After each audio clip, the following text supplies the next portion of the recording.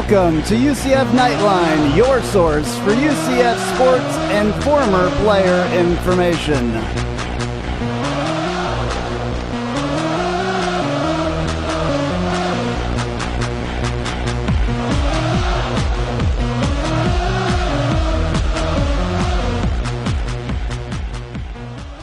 Hello, Night Nation. This is Andrew Phegley coming to you from the 1148 studios. This is episode number 23. On the phone with me, still traveling, I have Trylko. Trace, are you there? Yes, I am. Hello, everyone. How's it going? How's the weather out there in Denver? Cold, 25 degrees this Sunday. All right. Well, I think it's like 80 again here today, so that's why I live in Florida, and I'm assuming that's why you live in Florida most of the year too. So that's why I just visit family. Absolutely. Yeah, I'm not interested in that snow unless I'm going skiing. All right, so first of all, I guess we need to talk about the bowl game. We played in the Bitcoin Bowl, obviously, last Friday. This is Sunday, so Friday we played in the bowl game at Tropicana Field. We lost 27-34 to NC State. It was not quite the outcome that we wanted in that game, but there are some positives, I believe, from that game. One negative definitely was the environment of the game and some of the ways that some fans acted and all kinds of things, and we'll get way more in-depth into that stuff. We'll also have John on the phone later on. I did an interview with him yesterday. It's about 10 minutes long, and I'll play that. And that's John Swift, our Washington bureau, and he had some good comments and some good breakdown from the ball game as well. And we will talk about basketball later on. We're going to have comments from George O'Leary a couple times here. And then later we're going to have a comment from Donnie Jones, the head basketball coach for UCF.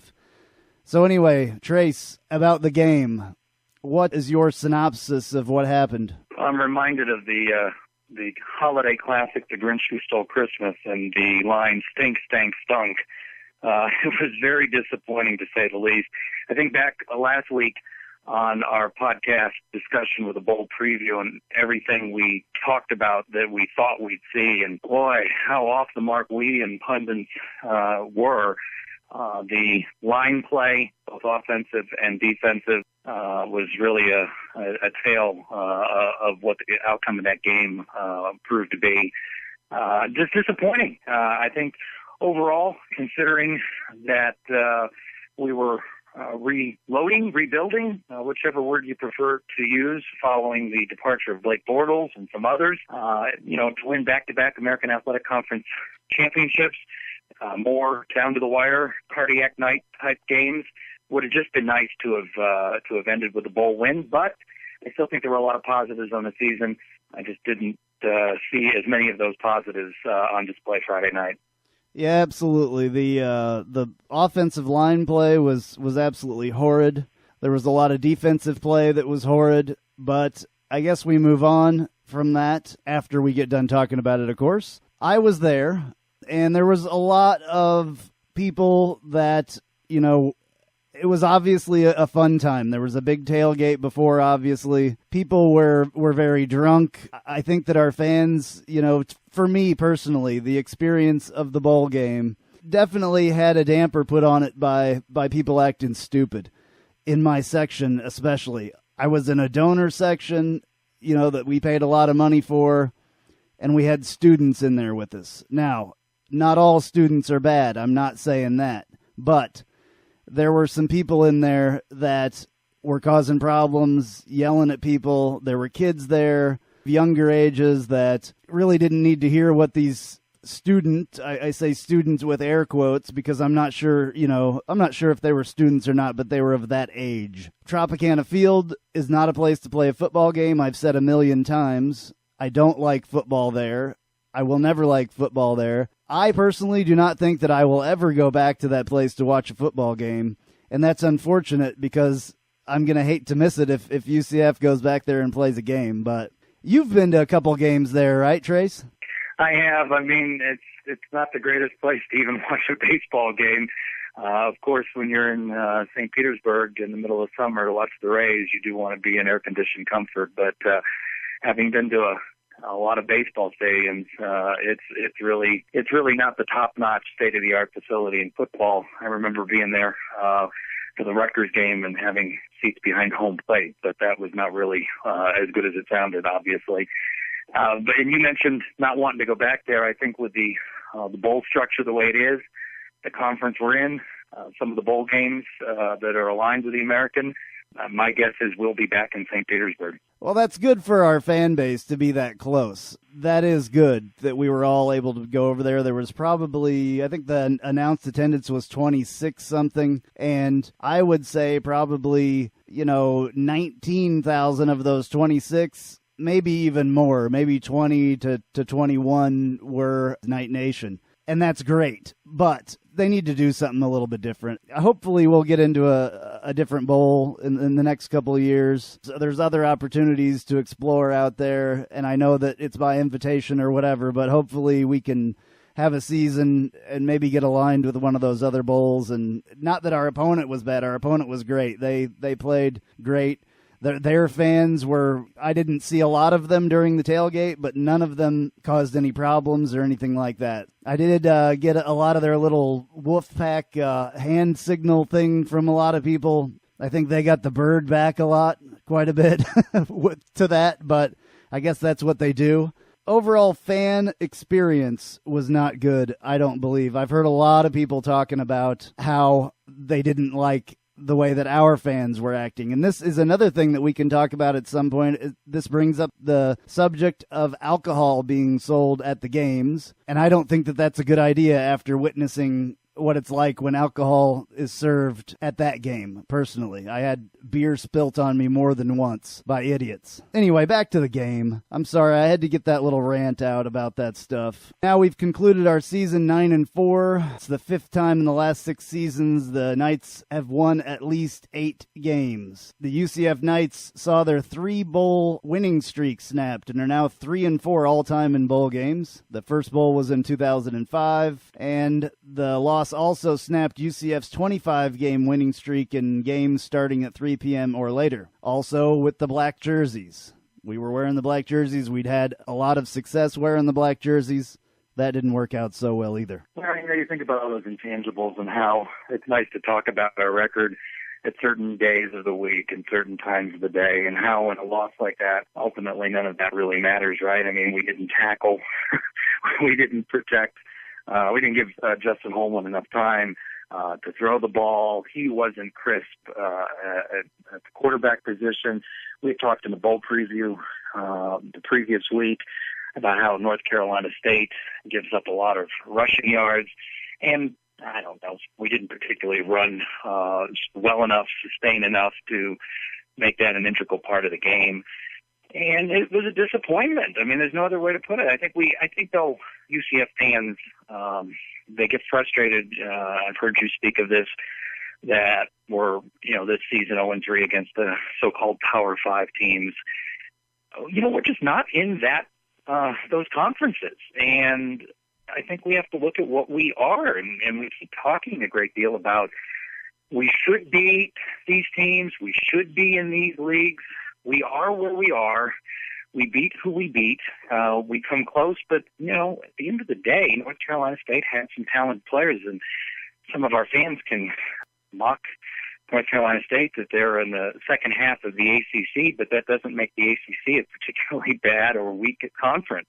We are where we are as a program, and it'd be nice to get a win like that. We come close in a game like that. We come close in a lot of games like that. But it seems like UCF's a program where to get that Fiesta Bowl type year is going to be an every couple of year. Maybe we can strike a lightning in a bottle in that year and do that. But we're complaining about a 9-4 year, back-to-back conference champions being in a bowl. I've been around long enough to remember there was no talk of bowl games. So a disappointing end of the season, but still a good season, and already looking forward to next year. Yeah, speaking of next year, or the end of the season this year, next week will be our season recap show. Going to try to get a guest on and that'll talk to us a little bit about that, about the whole season. That'll be what that show will be about next week, and we'll have some basketball stuff in there as well. I do want to play here real quick George O'Leary's comments directly after the game. I'm going to do that right now. I give credit to NC State for making plays and us basically for probably not, missing way too many tackles on defense and, too late offensively as far as, and obviously I thought the protection wasn't where it needed to be. But, again, give credit to NC State. I thought they played well and we would have liked to play better. All right, you heard George O'Leary there talking about the game, and he obviously didn't sound too happy. He was, everybody that was interviewed was definitely down in the dumps about the whole thing.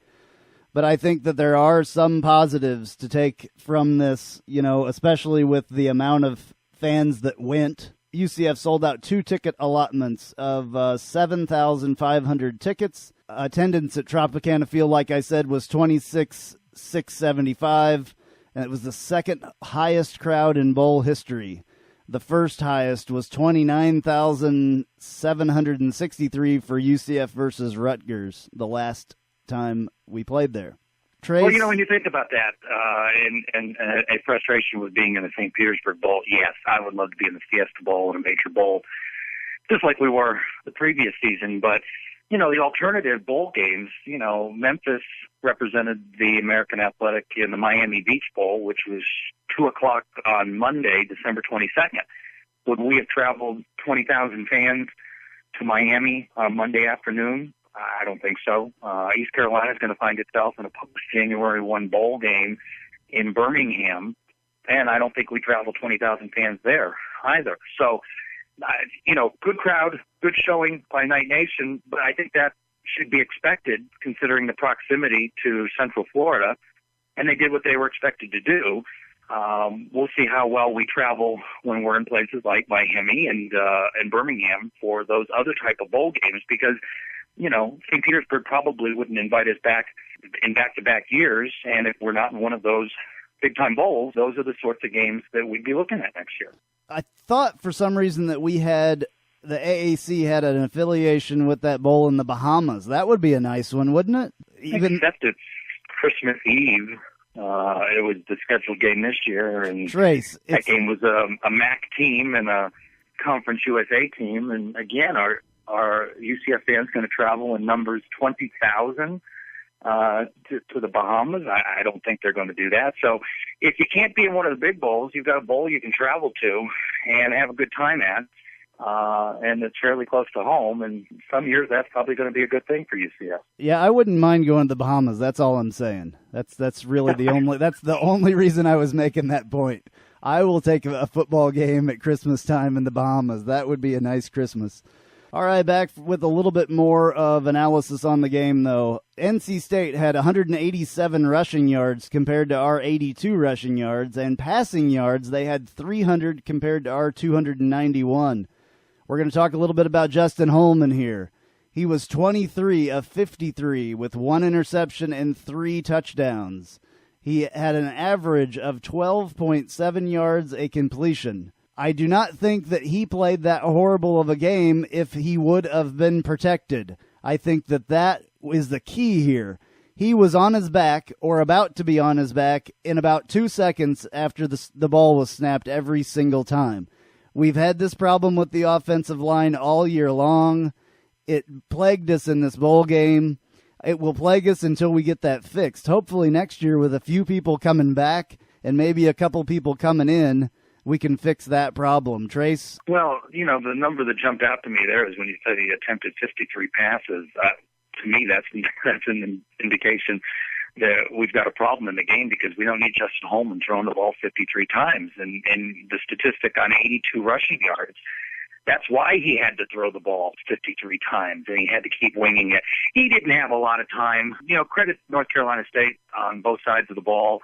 And we talked last week about former UCF defensive coordinator Dave Huxtable now in that position with North Carolina State. Boy, he blitzed. He threw everything at Holman, and the line could not give him enough time to find what really looked like were wide open wide receivers. A lot of rush passes. His timing was off. The running game, as well as that offensive line play has just been a struggle all season long. You look at some of the final statistics for the year, the UCF is 104th in rushing offense out of 125, 26 teams at this level, and that's just not good enough. UCF football needs to be able to run, control the line of scrimmage, control the clock, and we didn't do those things on that side of the ball. So that was a big frustration, and one, honestly, when we were talking about it in bowl preview, I thought UCF would run the ball better. You can only watch teams so much on film. You got to go out and play them, and I think a lot of our fan base underestimated the strength North Carolina State had on the lines on both sides of the ball. Yeah, I definitely think the Dave Huxtable thing definitely made a difference. I don't know if I would blame that completely, for our problems. Back to the rushing game a little bit here. Of course, I said we had 82 yards, 28 attempts, and our average per rush was only 2.9. We gained actually 103 yards rushing, but then we lost 21 yards rushing. The average per rush again that you said? 2.9 yards. Average 2.9, but for the season, we averaged 3.17 per rush. Right. So it wasn't. Our rushing average was similar in the bowl than it was throughout the season, and that number's not good enough. Yeah, and we didn't have any big ones, broken at all. Standback had 12 rushes for 41 yards. His average was actually 3.2. His longest was 14 yards. So we didn't have anybody break long rushing plays at all, so that really does not do well for us. Passing was, and we've talked a little bit about that already, but Perryman had a good game. He had 9 catches for 138 yards. His longest was 33. Rennell Hall had 7 catches for 78 yards. His longest 34. Josh Reese, though, is the person that really had the good game. Not so much as far as like the receptions, but the touchdown receptions were his key. He had 6 catches for 75 yards, his longest being 24 yards, but he had 3 touchdown receptions. That was enough to get him UCF's MVP of the game. And that was a St. Petersburg Bowl record with 3 receiving touchdowns. It also tied a school bowl game record. Brandon Marshall in the 2005 Sheridan Hawaii Bowl also had 3. Reese's 3 touchdowns also tied for the 4th most in UCF in a single game history. Back to Perryman real quick here. Perryman finishes the season with over 1,000 yards. He finishes with 1,044 yards in the season, 20.9 average per catch with 50 catches, 9 touchdowns. Perryman is a heck of an athlete, and I hope that we get him back. It sounds like, from what I've heard him say, he's going to look at what's going on, the grade he gets back from the NFL for draft status, and then he's going to make his decision. I think his decision will be that he's going to stay. Trace, what do you think about Perryman? I think his decision is going to be to stay as well. I won't begrudge him if he can make big bucks in the NFL and be a high-round draft pick. And he'll have to sit down and consult with some folks and with the coaching staff and get some feedback on where he'll be in the draft. I'm hopeful that he'll be back. Perryman did have a good statistical day. Josh Reese with a 3 touchdowns. There were some critical drops, though, in the game. Not to be glass half empty, but some critical drops during the game. And there were times where, you think on 3rd down, where we couldn't get off the field defensively and we could not sustain a drive, get the necessary first down. And that was frustrating. I would have liked to have seen this game played with J.J. Wharton out there. You think about the 2 key injuries that we had going into this game, J.J. Wharton out and Joey Grant out on the offensive line. The line play, there's so many different combinations of guys throughout the year, and then they finally started to gel a bit toward the end, so it hurt not to have Joey Grant out there in the bowl game. I just would have liked to have seen what it would have been like with a dynamic player, especially in the return game in J.J. Ward. Nothing knocking Perryman or Reese's performances, but there were some drop passes that impacted the flow of the game. I'm encouraged, though, with our receiving core that we'll have coming back. I think we're wide receiver U for a reason. I think we reloaded that position. I'm confident we'll be strong there again next year. All right, so I think we're going to move to defense now a little bit. Let me rattle off a few notes here. Clayton Geathers started his 52nd straight game, which is the second longest among active FBS players. He also played his 53rd game as a Knight, tying the school record for most games played in a UCF uniform.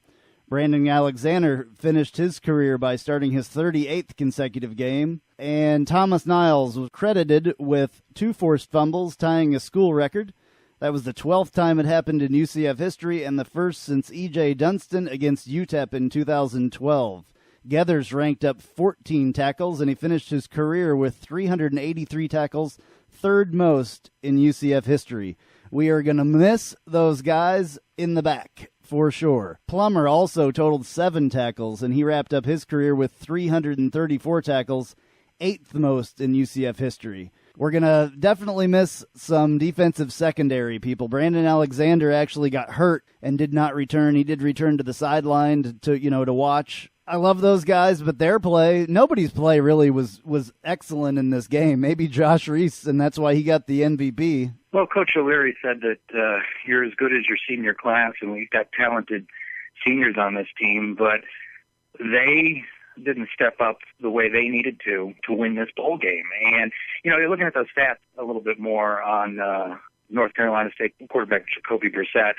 He had 14 rushes for 31 yards, but boy, did it feel like he had 131 yards. How many times did he scramble and get out of harm's way and propel them to a first down? Numerous times we could not get off the field on third down, and that kept drives alive for NC State. And, of course, we saw the confusion in the secondary, wide open wide receivers. You were probably as close to some of the North Carolina State players from where you were in the stands that our defense was. That was frustrating. And all said and done, though, think about all of these things that we're talking about that didn't go well, and we lost to an ACC team by 7 points in a rebuilding year. So there are, you got to look at it that way too, to be a little bit positive. That all those things don't go the way we hope that they go, and we lose by 7. You watched the game on ESPN. What was it like? Were the announcers, biased by any? Were they all ACC, or were they talking about UCF? I've heard some comments that they were very pro NC State. I don't know that I perceived it as pro NC State. They beat the drum on they have a balanced offense. That was their phrase that they talked about over and over again. But when you look at it, they really did. They ran effectively. They passed effectively. I think we represent well when we're on ESPN and on these national broadcasts. No, I didn't pick up on any anti-UCF comments. I thought we were well received by ESPN, and it sounded good because of the number of UCF fans in the stadium, so you could clearly hear our fan base. Yeah, I've seen clips. I haven't been able to watch the entire game. I actually will go back and watch that entire game, though. I do have one more comment from George O'Leary, and then I think that we're going to go into the interview that I did with John Swift, our Washington bureau. This is George O'Leary about what we learned in this game and going into next season. For where we were and replacing the players we had to play, I thought the kids did a terrific job. I think they won the conference, which is what the goal of the team is. And, again, you'd like to end up heading with a winning game into the off season. I think that's what you want to do. But I thought the kids progressed well, especially at the positions that we thought we were weak at the beginning of the season. And you just got to hope there's a bunch of young kids coming back that are going to be very good football players. And hopefully they learn from a game like tonight that hard work never stops, and you got to continue to work hard if you're going to get better. Alrighty, and now I'm going to play the interview that I did with John Swift. He is traveling as well, and I'll talk about that in there. So here's the interview that I did with him yesterday.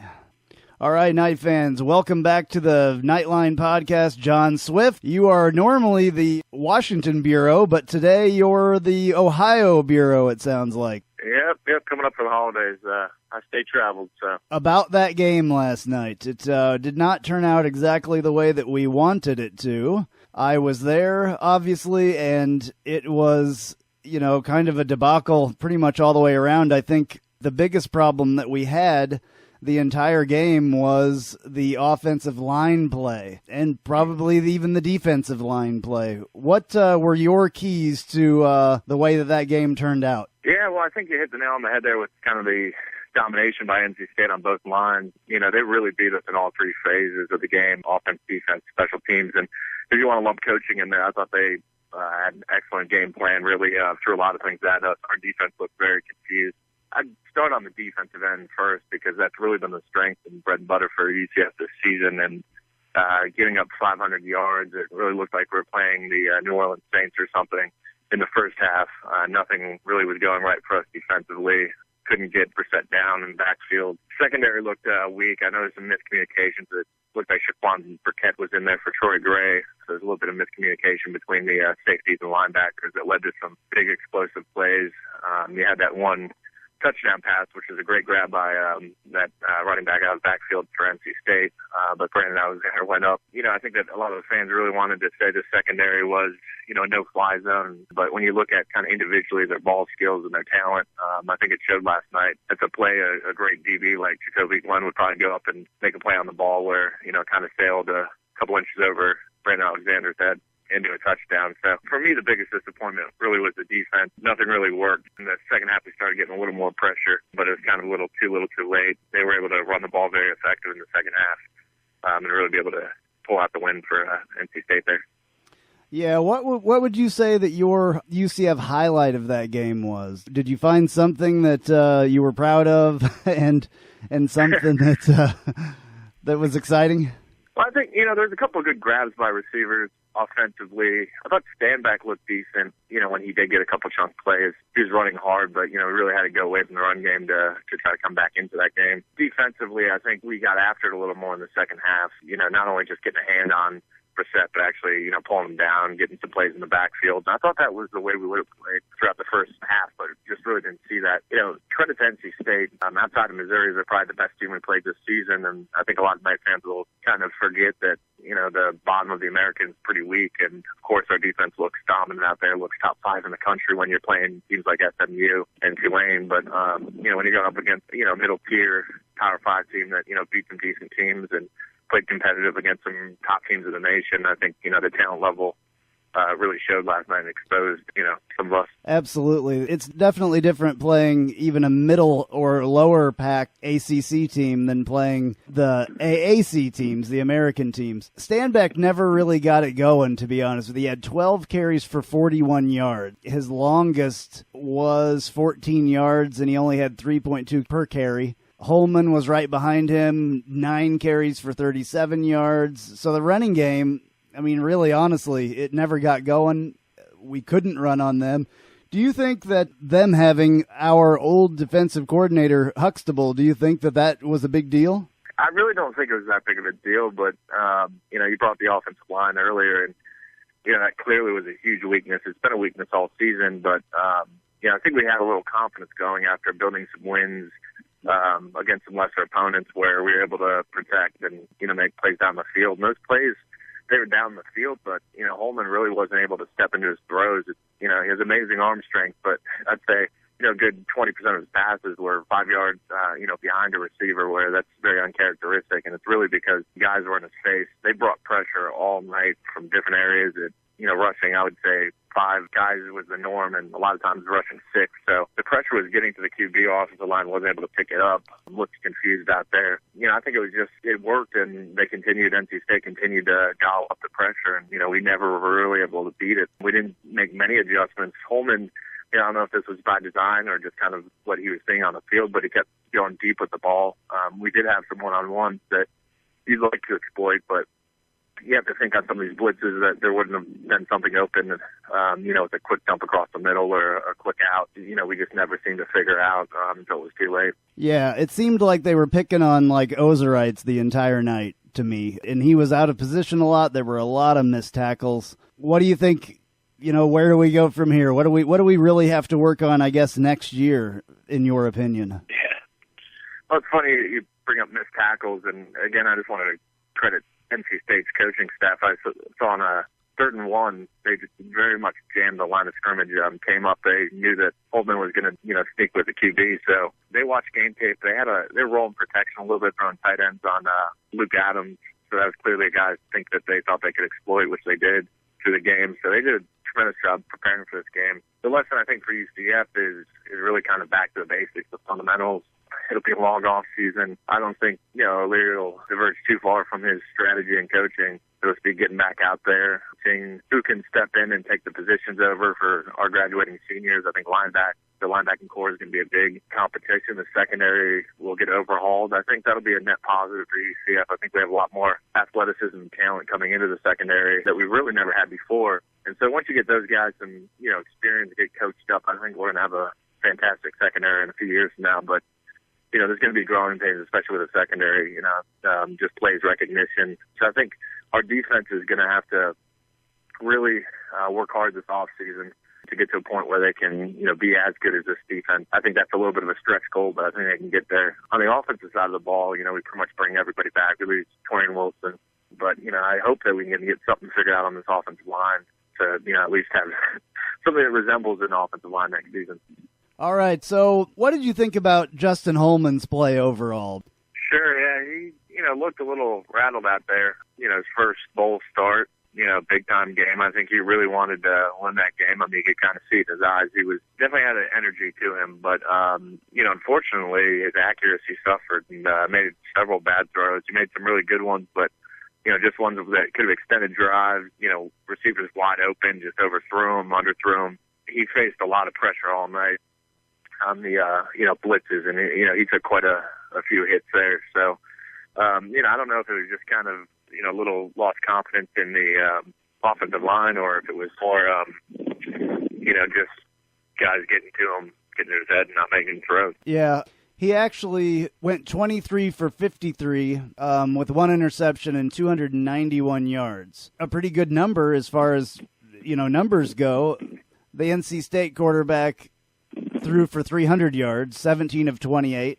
Holman did throw 3 touchdowns versus NC State's 2 touchdowns. There are good things, and I think that he learned a bit about playing in the bigger games and playing against Power 5 teams. We played 3 Power 5 teams this year and lost every single game. I think that that's kind of an issue. We need to be able to play with those guys if we expect to be grouped together with them. Yeah, I absolutely agree, and I think that was kind of the missing ingredient this year was, Blake Bortles, obviously a great talent, was able to kind of get us over that hump. I think that we had pieces, certainly, our receivers are top-notch, and then, on the defense we have some players that are, Sunday guys, but we really don't have that end-to-end team that I think NC State had, and a lot of that comes down to the QB position. Holman, I think, only will get better from here, but, a tough learning lesson where, I think he was confused at times with what he was doing. He hadn't seen pressure like that, speed like that, really since the Missouri game. And that's so long ago that I'm sure he, doesn't even really remember it. So, I think as a fan, we want to win those games. But I think, it's kind of a reality check that, as we got this confidence about it from last year carrying into this year and had a pretty successful season this year, that we still have work to do to, beat teams like that. NC State, I think, came in prepared, and they're probably better than advertised. We did the breakdown last week with kind of where they were at, and I think they really executed. They had some talent that stood out last night, and I think guys just played a heck of a game. And just also wanted to say, I don't know what the hell was wrong with that turf. Oh, it's it horrible. Looked ugly on TV. Absolutely. It's looked like that the last couple times that we've played there, and that place, there should not be football games there. Raymond James Stadium in Tampa Bay was empty last night. We could have been playing there. They could have had another bowl game there. Also, the Citrus Bowl was empty. We could have had it there. Those are 2 beautiful places, and we were in the dump, whatever they even call it. I don't even remember, but I will never go back there for another bowl game. I hope that we don't ever go back there for another bowl game because I would hate to miss it. All right, well, anyway, thank you very much for joining us, and we will talk to you next week. Sounds good. Thanks. Charge on. All righty, that was John Swift from, actually, Ohio, of course, that I said in the beginning of that, but normally the Washington Bureau. All right, so one more thing I think that we need to talk about this game. We are going to talk a little bit about coaching. And opinions on, I know on the message boards and things, there was lots and lots of people talking about their opinions on the coaches. And, some people calling for O'Leary to leave, some people calling for Taft to leave, some people really worried that Brent Key is going to be the offensive coordinator or even the head coach. Trace, do you have an opinion on this? Yeah, I laugh at some of the comments on the message board. We seem to go into meltdown mode when we lose a game. And, by the way, losing games happens. We've had really a great level of success, especially these past few years. I'll admit it, my friends know this. I started to turn on O'Leary. I said after the last appearance in that St. Petersburg Bowl that I thought that was as far as he and this coaching staff could take us. And they surprised me with the Fiesta Bowl year. Credit to O'Leary and the coaching staff. I think back to what we were talking about in the bowl preview last week, that I thought we would have a solid game plan, and I'm not sure that we didn't. I just think that there was some issues related to execution. I get a little frustrated, though, watching some of these other bowl games. Take, for example, Duke and their bowl game with Arizona State, the Sun Bowl. Successful fake punt, just some razzle-dazzle. And I'm watching with my nephews, and I said, this is something UCF just doesn't do. And they're asking me at the end, how do we do on onside kicks? I go, we don't do that a lot. And that frustrates me a little bit, that we don't do some more of those things. But that's this coaching staff. They don't take a lot of chances in that regard. That'd be my criticism. I just wish we would veer off of that script a little bit, and we don't. Yeah, I know that George O'Leary and his staff likes to play the ball-controlled offense thing. Ball control offense does not work when you are behind, and I think people, they get frustrated with the runs up the middle, run up the middle, run up the middle, run up the middle, but run up the middle does not allow the ball to get taken away most of the time. Sometimes it does if somebody doesn't control, if somebody fumbles the ball or whatever, but the ball control offense, when you're trying to, run the clock out, when you're trying to keep your offense on the field, your defense off the field, yes, it's a little boring, and I understand that. But, it's very necessary. It's a winning method that's been going on for years and years. I do wish that we would have the opportunity for Coach Taft to open up the offense a little bit. But when we're behind as well, you can't do that. You have to, be smart about what you're doing out there and not give opportunities for the ball to be turned over and other things. I'm good with where the execution that we saw in this game would, opening up the playbook, have created more opportunities for us. If the players weren't executing on a game plan, the same basic plays that they had played for 12 games, is there any reason to think that they would have executed some new wrinkles better? George O'Leary in this postgame said that seniors needed to step up and do their part. Did all of our seniors step up and do their part? Did they execute? Look at the tackling in this game. It was poor. Some of the defensive coverage was poor. Those were fundamental plays. For me, though, at the end of this, most games come down to the better team wins. Did the better team win Friday night? I think the better team won Friday night. I think the team that executed better, tackled better, controlled the line of scrimmage better, won that game. That wasn't us. We can preview it. We can read articles about it. We can look at other games that our opponent played. And then you play the game, and the better team won. I don't think that takes away from what was a good season. Great season? Not a great season. Good season. Back-to-back conference champions, and a consistency of winning 9, 10 games and going to bowl games. I like where we are as a program heading in that direction. Absolutely. I couldn't have said it better myself. Absolutely. I do think that we're in a great position. We are going to talk more next week about that and where we're going from here. Tune in next week, and that's what we're going to be talking about. We're going to do an entire season recap. We're going to talk about all the games that we played this year, and we're going to talk a little bit more about next year and where we go from here. I have a couple things on my website. It's UCF Knightline Podcast.com, UCF Knightline Podcast.com. Go there, and on the side, on the left-hand side, if you're looking at the screen, you will see a little Las Vegas link. I have a deal that I can give you guys to get tickets for shows, to get hotel reservations, to get all kinds of stuff, anything you want to do in Las Vegas, there's a link there. Those guys are going to give us a huge discount. It is thebestoflasvegas.com. You need to go through my website, UCF Knightline Podcast.com, to get those rates. Also, there is one there for Lanuba, which is the Circus Olay show that is in Orlando. That's the Best of Orlando website, and you can get a deep discount on Lanuba tickets there. Also, please call us and leave your comments, questions, and anything else you want to say to us at 407-205-7427, 407-205-7427. You can leave questions for us, you can leave comments, you can leave, we have played a few questions on the show. I would love for people to start asking more questions. That's the place to do it. 407-205-7427. Alrighty, let's talk some basketball now. UCF beat Southeastern Louisiana 70-65 on Monday. And coming up on Wednesday at noon at CFE Arena, UCF versus Tulsa. That should be a good game. It is the start of conference play. Trace, what do you have to say about that? Well, it was good to end the non-conference slate with a win. UCF's now 7-4 overall. A couple of games in there that would really have liked to have won. I went in thinking that we would have won 9 out of 11 on our non-conference slate. Losing that Illinois-Chicago game was tough, and then just getting killed at home in that one game with Davidson, just tough. And Florida Atlantic to me is one that was just not a good game. We talked about that a couple weeks back.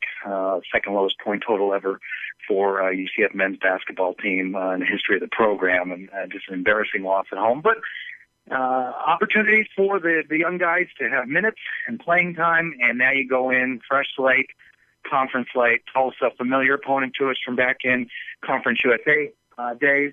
They're actually, if you look at some of the RPI statistics, they're pretty good on those RPI numbers based on their early conference schedule. 68, I believe, is the number that they're checking in at. Well, UCF is at 208 in the RPI. But those things won't necessarily matter. You get off to a strong start at home, and another strong performance from Adonis Enriquez. He was the American Athletic Conference Rookie of the Week. So, strange start time. Don't know how big and robust the crowd will be at CFE Arena for a noon start on New Year's Eve. But you want to start off that conference schedule on a winning note because, as we know, in this conference, it's only going to get harder from there. All right, speaking of conference play, the women last night won 64-50 over Houston and snapped a 5-game losing streak. They are now 5-7 and look to do a lot better than that through the season. I do have a little bit of a comment from Donnie Jones, the head men's basketball coach here after the win over Southeastern Louisiana, and I'm going to play that real quick for us. As I always say, happy with the win. I was proud to have our guys finish the game. Thought we... As a young basketball team, we've seen a lot in the last 11 games that we've played here. It's been good for us exposure-wise. We've seen some undersized teams. We've seen some big teams. We've seen zone. We've seen a lot of different things here, which has been really good for our team. So but I was really happy that we won. There's a lot of things, obviously, we've got to continue to improve on. But you always worry about this game as a coach. You worry about all games, but you really worry about this one before Christmas. We get a little break here with our guys to get a chance to go home. So you always worry guys have got their minds somewhere else before the game ends. But it's really proud our guys stayed focused in the moment. This is a team we need to learn to play with the lead. That's what happens sometimes. Have a lot of veterans understanding when to slow it down and when to set up and when to execute, when to get stops. But we did do some good things. Our young kids are growing up quickly because they played a lot of minutes. And I was really proud of how they made the run and we came back and finished the game. All right, there you have it from Donnie Jones. That is the head coach of UCF men's basketball. I think it's good that they were able to close out the non-conference schedule on a win, and we will see what happens from here. Trace, do you have anything more to add to that? Well, I think I agree with you that it's important that we closed out the non-con with a win. It's critically important, I think, for this season, the tone of this season and conference play, that we win the home opener on Wednesday against a team that, I think we can beat. As I mentioned earlier, it gets tougher from there. You go on the road, all these AAC games are tough on the road, but at Temple just had scored a big upset. You want to win this game. You want to start off conference play on a winning note, and home game, UCF's got to continue to improve, build, as Coach Schoen says, make progress. It's a process, and see those young guys get more minutes, more comfortable. I think Wednesday will be a win for UCF. All right, Wednesday at noon against Tulsa at the CFE Arena. Night Nation, we need you to show up for that one. I think some students should be back, hopefully, and we need a good crowd for that game. That's going to do it for us. This has been episode number 23, and next week we will have a season recap of UCF football, and we'll talk more about basketball. You never know, we might get politics and everything else in there. Thank you, Grace. Thank you very much, Andrew. Happy New Year, Night Nation. We'll talk to you more next week. All right, charge on, folks. Our spirits will never yield. Black and gold charge right through the light. Victory is our cry. B-S-E-T-O-R-Y. Tonight our nights will shine.